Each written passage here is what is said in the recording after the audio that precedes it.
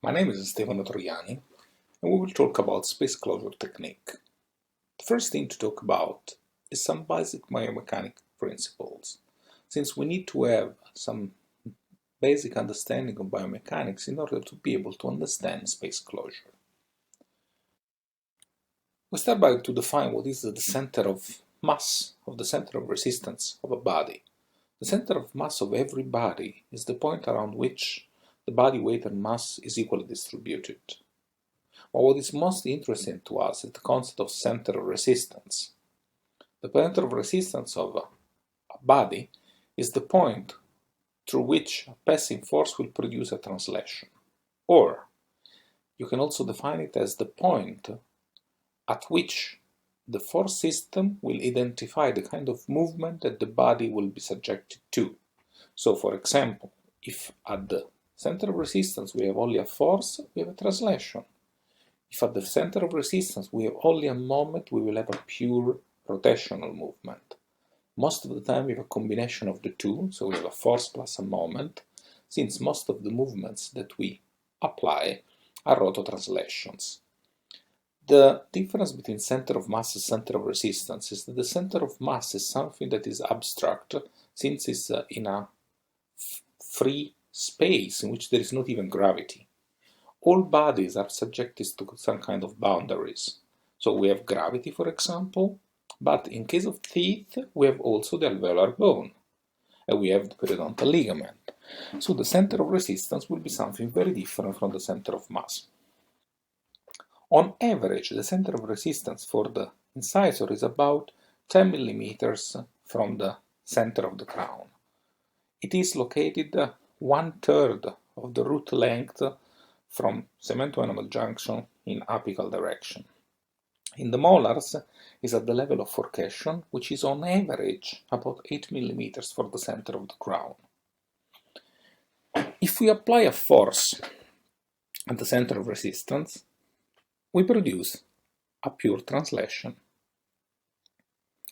If we apply a force at the crown, which is the case that is real in orthodontics, what we will have at the center of resistance? Well, we will have a force plus a moment that is the product of the force applied to the crown times the distance from the point of application to the center of resistance.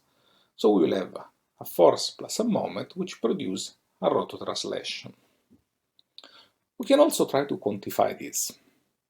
Let's say we have an incisor, and we apply at the level of the center of the crown a force of 1 gram, which is of course very little, but for calculation purposes useful. We know that there is a distance of about 10 millimeters from the center of the crown to the center of resistance. So we can describe this situation in the following way. At the level of the center of the crown, we will have a moment to force ratio that is 0. Why? Because we apply all the force, so we don't have any moment, the moment is 0, and therefore the moment to force ratio is 0.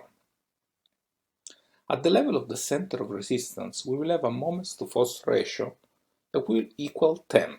Why? Because we will have a moment that will be 1 gram of force times 10 millimeter of distance. So it will be 10 gram millimeter divided the force, that was 1 gram, so it will be 10. The center of rotation will be approximately at the level of the center of resistance, because we will have a movement that is called a tipping, specifically an uncontrolled tipping.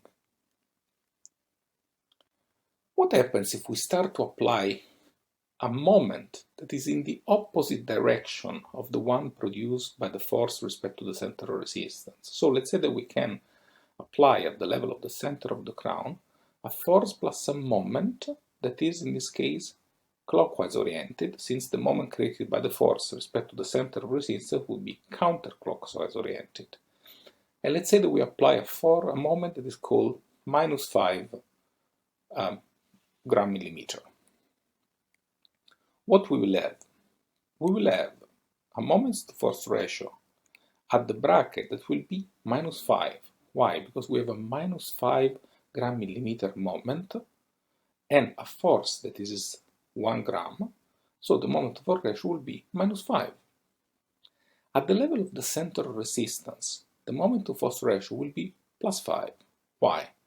Because we have the moment that is created by the force times the distance to the center of resistance, so we will have 10 grams millimeter, but then we will have to detract also the moment that is -5 gram millimeter, because a moment has got the same effect wherever it is applied on a body, and therefore the moment of force resulting at the center of resistance will be 5. This will be the same that we would obtain if we would apply a force halfway between the center of resistance and the center of the clinical crown, and will give a movement that is called control tipping, in which the center of rotation is at the apex of the tooth. Let's say that now we increased, and we apply at the center of the crown, and when I say apply, you have to remember that you cannot apply a moment, you can apply a couple of forces that generates a moment. But let's say now for simplicity we apply a moment that is -10 grams per millimeter, so it's equal and opposite to the moment that the force creates respect to the center of resistance. We will have the following situation.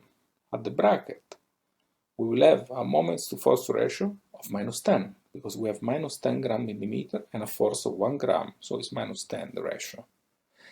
At the center of resistance, we will have 0. Why? Because we have a moment that is +10 gram millimeter that is given by the force times the distance of 10 millimeter to the center of resistance, which is erased by the other moment that we applied, that is -10. So the total amount of moment will be 0, and therefore the moment to force ratio at the center of resistance will be 0. This is characterized as the translation, in which the center of rotation is at the infinite over the apex.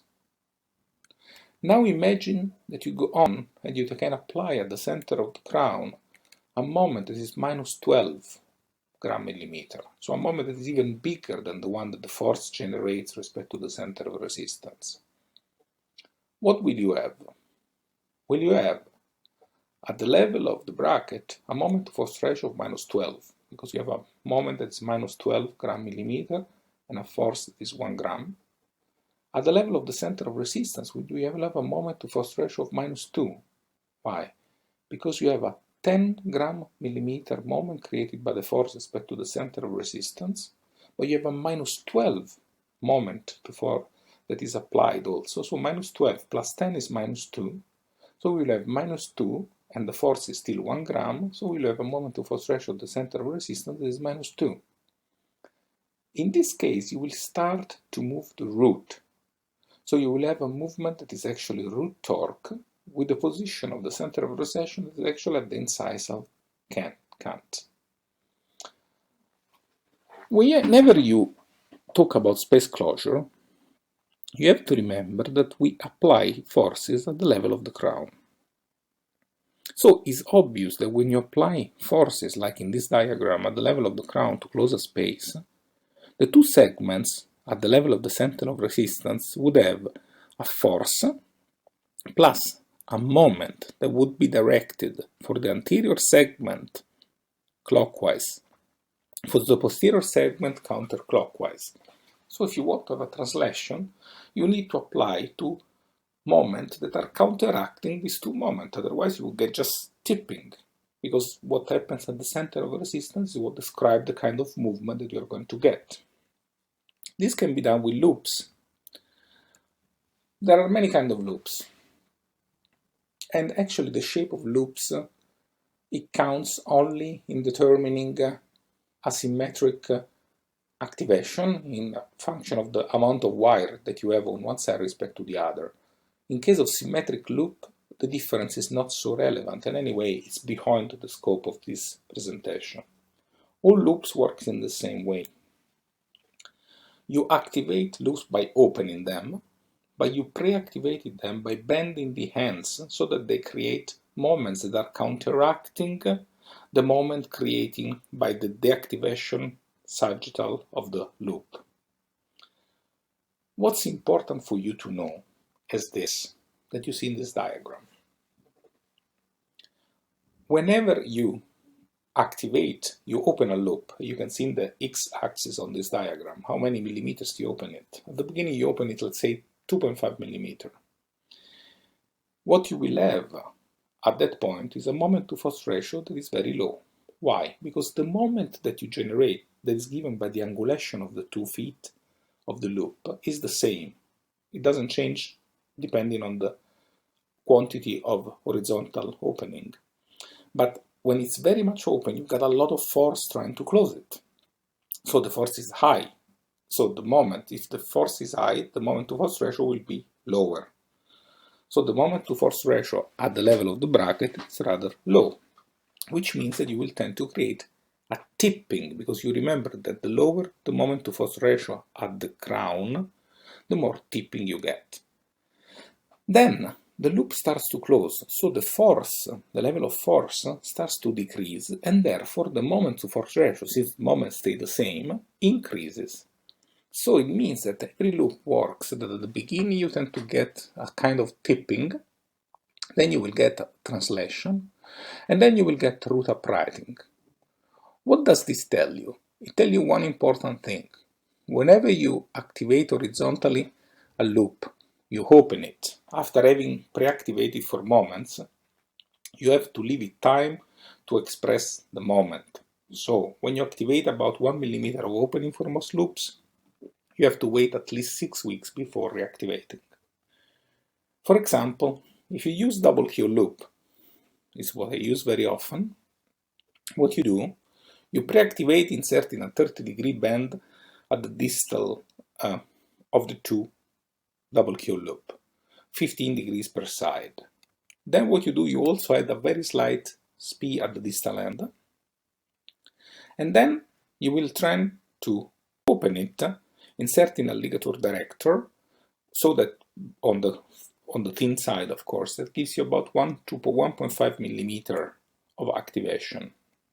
And then you can stabilize it by either ligating the distal loop to the molar or making a stinge back. What is important is that you have to leave this before reactivation about 6 weeks. Otherwise, you don't allow for root uprighting. I like to use the double Q loop because it's got the versatility that in case you see that you are non-controlling of space closure, you can ligate eventually together the 2 loops to increase the torque. This is valid for loops when we make sliding mechanics, so when we have an elastic chain or a coil applied to a bracket on a sliding wire. It's a very slight difference, and it was described very well by Robert Cousy. In this case, what will happen is that you will have a tipping of the tooth that will engage with 2 corners with the wire. You will have a slight deflection of the wire, which is a binding, and then the wire will tend to get back to its original shape, giving the root uprighting. Also here it's the same principle. When you apply the linear traction, you have to leave time for root uprighting. So the biggest mistake that you can do is to reactivate too often.